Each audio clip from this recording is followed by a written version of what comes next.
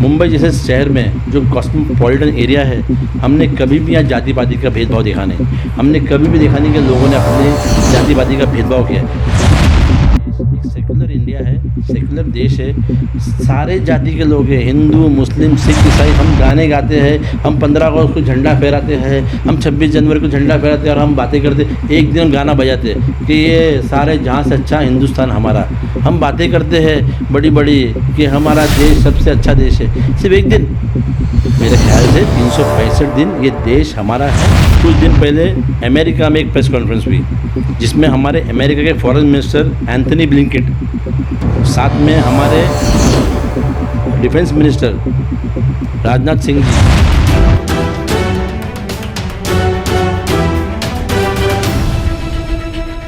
नमस्कार, मैं शीतल रैफे आप सभी का तूफान खबरें में स्वागत करती हूँ। तो हमारे साथ 225 के वार्ड अध्यक्ष असलम खान जुड़े हुए हैं, तो हम उनसे कुछ मुद्दों के साथ बातचीत करेंगे। तो हेलो सर, आपके जो मुद्दे थोड़ा विस्तार से बताइए मुझे। सबसे पहले तो महंगाई का जो मुद्दा है जो हमारे पूरे देश में ये आज जल रहा है, उसके बारे में मैं बोलना चाहता हूँ कि पेट्रोल डीजल और गैस के दाम जो पिछले 8 साल में बढ़ोतरी हुई है।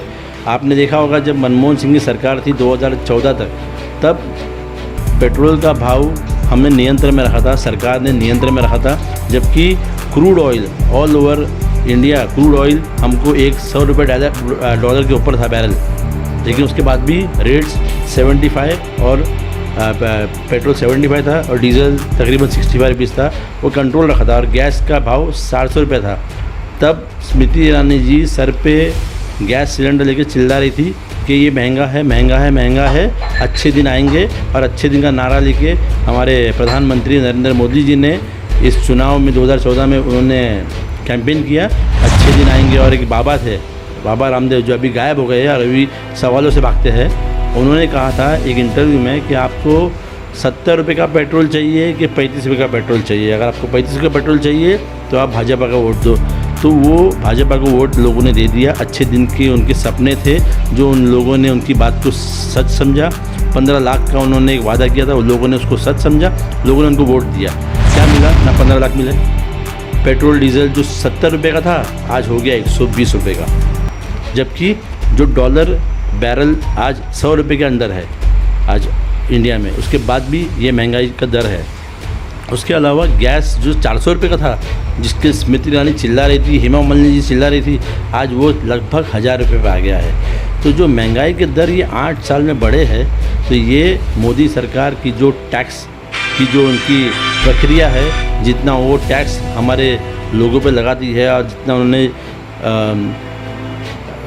टैक्स बढ़ाया है, उन्होंने पूरे कम से कम एक्साइज टैक्स और वैट उन्होंने जो बढ़ाया, इतने बार कम से कम 20 से 25 बार तो उन्होंने बढ़ाया है। इस वजह से आज हम इतना महंगा तेल इंडिया में लोग खरीद रहे हैं। और ऐसा है कि आपको पता होगा कि उन्होंने बेरोज़गारी के टाइम पे बात की थी कि 2 करोड़ हम लोगों को वादा करते हैं कि हम आपको रोज़गार देंगे। 2 करोड़ वो भी वादा उनका झूठा था। तो सारे वादे इनके झूठे हैं मोदी सरकार के, और उस झूठे वादों से वो आगे आए, लेकिन आज तक पब्लिक को राहत नहीं मिली, ना महंगाई से राहत मिली। एक बात आपको बताना चाहूँगा, आप अगर हम थोड़ा पीछे जाएंगे 4 महीने पीछे, दिसंबर के वक्त मोदी जी को पता था कि यूपी में चुनाव होने वाले, तो यूपी में चुनाव होने वाले हैं तो ये पेट्रोल डीजल का भाव उनको जला डालता। उन्होंने कुछ पैसे कम किए, 10-10 रुपये पेट्रोल पे कम किए, 10 रुपये डीजल पे कम किए उन्होंने, और ऑयल कंपनीज़ को बोल दिया कि अब सरकार के नियंत्रण में ये भाव रहेंगे। 4 महीने तक, दिसंबर, जनवरी, फरवरी और मार्च, जब तक रिजल्ट नहीं आया, इन्होंने 1 पैसा भी बढ़ने नहीं दिया। ना पेट्रोल पे एक पैसा बढ़ा, ना डीजल पे 1 पैसा बढ़ा, ना गैस सिलेंडर पे पैसा बढ़ा। क्यों? कि सरकार ने नियंत्रण रखा इस पर, क्योंकि उनको यूपी का चुनाव जीतना था। यूपी का चुनाव हो गया ख़त्म, बीजेपी सरकार में आ गई। बस रिजल्ट के बाद धीरे धीरे उन्होंने अपनी चाल शुरू कर दी, और जो नियंत्रण था अब वो इन्होंने बढ़ाना शुरू कर दिया है, और गरीब लोगों की इस तरह से परेशान हो रहे हैं इस महंगाई की वजह से। अगर आप देखो तो हमारा जीडीपी का जो हाल है वो बद से बदतर है, और हमारा रुपया जो गिरता जा रहा है। मुझे पता है कि 2013 के वक्त हमारे प्रधानमंत्री जो आज प्रधानमंत्री है, उन्होंने हमारे प्रधानमंत्री यूपीए के प्रधानमंत्री मनमोहन सिंह जी के बारे में कहा था कि जैसा जैसा रुपया गिरता है वैसा प्रधानमंत्री की गरिमा गिरती है। तो मैं ये जो उनका ही एक जुमला था, उनका ही एक सेंटेंस था, उनका भी एक बयान था, मोदी जी को याद दिलाता हूँ कि ये आप ही का सेंटेंस था कि जैसा जैसा रुपया गिरता है प्रधानमंत्री की गरिमा गिरती है। तो ये आज आप पर भी लागू होता है, बिकॉज उसी तरह रुपया गिर रहा है। तो आप सोचिए आपकी गरिमा इस देश में कितनी है। तो महंगाई का मुद्दा सबसे बड़ा मुद्दा है, जिसके लिए केंद्र सरकार का कोई नियंत्रण नहीं है, ना उनके पास आगे इसको कैसा कम करने के लिए वो कोई कदम उठा रही है। जीडीपी के हालात आप देख रहे हो, अच्छे दिन की बात करके इन्होंने, और अच्छे दिन की बात थी वो तो पूरा इनका वादा झूठा निकला। लॉकडाउन हुआ, कोविड आया, चलो किसी को पता नहीं था कोविड के बाद कोविड आने वाला है। तभी भी राहुल गांधी जी ने इनको बताया था कि आप कोविड आने वाला है, आप सतर्क हो जाइए, ये कोविड एक सुनामी आएगा, सुनामी की तरह आएगा। लेकिन इन्होंने राहुल गांधी की बात नहीं सुनी और नमस्ते ट्रम्प किया। वो नमस्ते ट्रम्प किया और ट्रम्प को जिताने के लिए, ट्रम्प को प्रमोट करने के लिए, ताकि वो दूसरा इलेक्शन जीत जाए यूएस में, उसकी ब्रांडिंग अहमदाबाद में की गई और पूरा कोविड हमारे हिंदुस्तान में फैला। और जो हाल हुआ फर्स्ट लॉकडाउन में, लोगों की कमर टूट गई, लोग बेघर हो गए। जो छोटे व्यापारी थे वो तो बुरी तरह आज भी उससे उठ नहीं पाए हैं। जो पहला कड़क लॉकडाउन था बड़ा ही भयानक था। सेकेंड वेव आया, हमने सेकेंड वेव देखा। उस वक्त राज्य सरकारों ने अपने हाथ में ये स्थिति ली और हमारे जो इस राज्य में महाविकास आघाड़ी की सरकार है, हमारे मुख्यमंत्री उद्धव ठाकरे, हमारे डेप्यूटी सीएम अजीत पवार और हमारे बाला साहब थोराट और हमारे हेल्थ मिनिस्टर राजेश टोपे जी, हमारे मुंबई सिटी के गार्डियन मिनिस्टर असलम शेख और दूसरे हमारे सबब के आदित्य ठाकरे, इन्होंने मुंबई शहर को बचा के रखा। बड़े कड़क लॉकडाउन नहीं किया गया, पार्ट वाइज किया गया, जिससे मुंबई सिटी सेकेंड जो सीवियर लॉकडाउन, जो सीवियर कोरोना का था, उससे हम बचे। आपने देखा होगा सेकेंड लॉकडाउन के वक्त सेकेंड जो वेव आया तब लाशें बह रही थी गंगा नदी में यूपी में। वैसा हाल मुंबई में नहीं हुआ, बिकॉज हमारे यहाँ की महाविकास आघाड़ी सरकार ने इस पर नियंत्रण रखा और लोगों को सुविधाएं भी दी। लॉकडाउन भी था लेकिन सुविधाएं भी मिली। पहले लॉकडाउन जैसा कड़क लॉकडाउन नहीं हुआ। कोई बेरोज़गार, कोई हमारे यहाँ का जो मज़दूर वर्ग का है बंदा है, वो चल के मुंबई से यूपी नहीं गया, यूपी से बिहार नहीं गया और दिल्ली नहीं गया, और जो वहाँ से काम करना था। बिकॉज ये पहले लॉकडाउन में हमारे प्रधानमंत्री जी ने रातों रात, उनको आदत है 8 बजे आते और बोलते कल से सब बंद, जैसे नोटबंदी की, लोगों को कंगाल कर दिया। जैसे उन्होंने जीएसटी करके रातों रात छोटे मोटे बिजनेसमैन ख़त्म कर दिए। लॉकडाउन रातों रात करके सब कुछ बंद करके इन्होंने आम जनता को मरने पे छोड़ दिया है। एक राहत का पैकेज हमारी निर्मला सीतारमण जो हमारी प्रधान फाइनेंस मिनिस्टर है, निर्मला सीतारमण, उन्होंने एक पैकेज लाया था।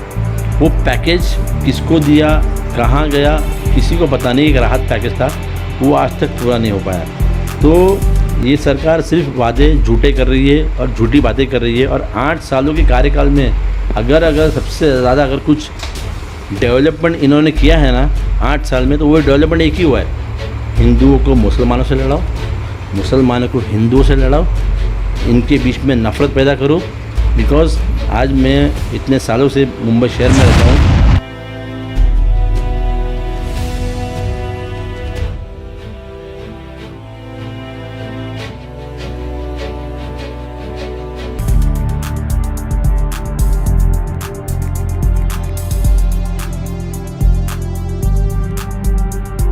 कहीं ना कहीं नफ़रत की राजनीति है। ये लोग कभी हिजाब के नाम पर,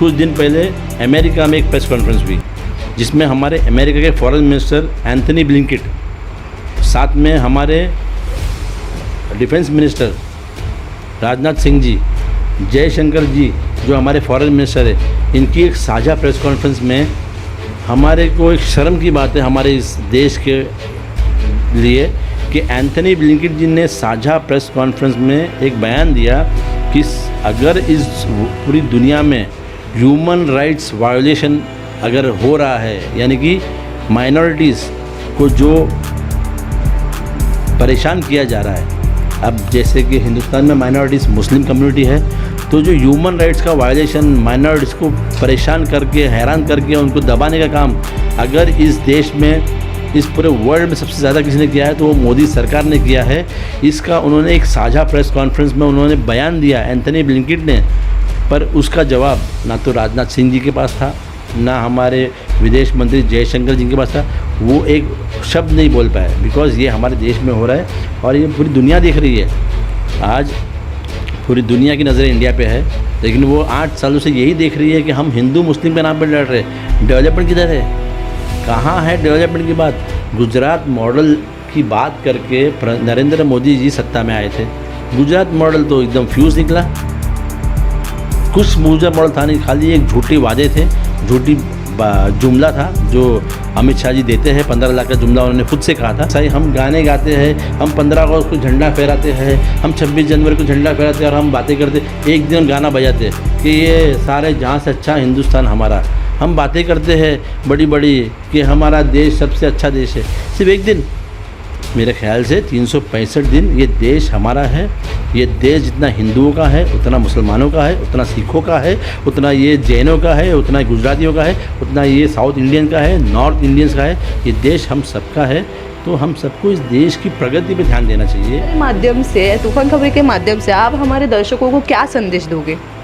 मैं तो आपके माध्यम से एक, क्योंकि मीडिया के बारे में तो मैं खुद रोज़ मीडिया न्यूज़ देखता था। पिछले 8 साल हुए जब से ये गोदी मीडिया आया है, मैं न्यूज़ देखता ही नहीं हूँ। आप जैसे छोटे छोटे सोशल मीडिया है के चैनल्स है जिनके ज़रिए हमको सच्चाई मिलती है, सच्ची खबर आती है, तो मैं आप ही के माध्यम से एक मैसेज मेरे मुंबई के भाई, मेरे इस राज्य के भाई और इस देश के भाइयों को देना चाहता हूँ कि रमज़ान का महीना है। आपको पता होगा कोविड काल गया, कोविड काल में आज हमारे आदरणीय राज ठाकरे जी बात कर रहे हैं कि अज़ान के बारे में बात कर रहे हैं। मुझे कोविड काल में वो दिखे नहीं। अगर उनको इतनी चिंता थी तो कोविड काल में उन्होंने क्यों नहीं रेमडेसिविर की अरेंजमेंट की, क्यों नहीं उन्होंने गैस जो सिलेंडर ऑक्सीजन सिलेंडर्स था उनकी व्यवस्था की, उन्होंने क्यों कोविड सेंटर्स नहीं बनाए। तो ये जो काम है ना स्वास्थ्य के ऊपर, ये हमारे नेताओं ने नहीं किए। हाँ, बयानबाजी करेंगे, कम्युनल टेंशन फैलाने का काम करेंगे। तो मैं आपके माध्यम से हमारे देश के भाइयों और बहनों को एक बोलूँगा कि हम लोग समझदार है। नेता आएंगे, नेता जाएंगे, ये आपको भाषण देते रहेंगे, ये भड़काऊ भाषण देते रहेंगे। तो बीजेपी का तो रिकॉर्ड ही है कि इनके पास है। तो इन भड़काऊ भाषण में नहीं आके कोविड काल में मैं जानता हूँ कि मुसलमान भाइयों ने हमारे हिंदू भाइयों की मदद की, हमारे हिंदू भाइयों ने हमारे मुसलमान भाइयों की मदद की। तो ये भाईचारा, ये हमारी आपस में एकजुटता, ये दुनिया ने देखी है, हमारे देश ने देखी है, हमारे राज्य ने देखी है और हमारे मोहल्लों ने देखी है कि जब कोविड उफान पे था, फर्स्ट वेव, सेकेंड वेव, तो हमारे लोगों ने ब्लड डोनेशन किया। कभी किसी ने ये नहीं कहा कि ये खून हिंदू का है या मुसलमान का है, ये खून उन्होंने यूज़ किया। तो यही हमारा भाईचारा है, यही हमारी एकता है, यही हमारी संस्कृति है। मैं चाहता हूँ कि आपके माध्यम से ये लोग समझें कि किसी के भड़काऊ भाषण में नहीं आके हम एक दूसरे को बांटे नहीं। प्यार मोहब्बत ही सबसे बड़ी चीज़ है, ताकि इस देश में हमको शांति जीना है और डेवलपमेंट करना है, तो शांति और भाईचारा ज़रूरी है। धन्यवाद, थैंक यू। तो ऐसी जानकारी जानने के लिए जुड़े रहिए तूफान खबरें के साथ। Thank you. Subscribe to our YouTube channel and don't forget to press the bell icon to get all the latest